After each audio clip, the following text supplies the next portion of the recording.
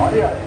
Man fick ju lite skräckkast där i mitten, men 10,93, 215 blås.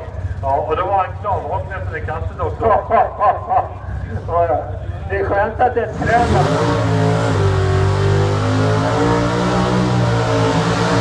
Det är skönt att det är ett träd där borta, för då kan man skriva ut folk över alla utan någon avsena.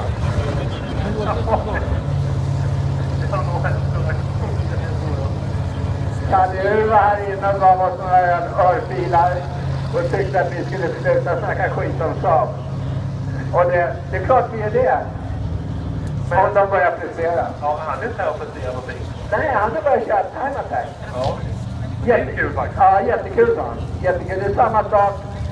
Ja, fast annorlunda. Ja, lite så. Peter Almqvist med sin knallgula Wrangler-kamera.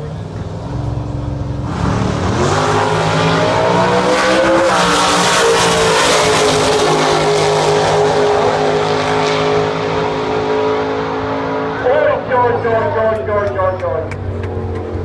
Det där är riktigt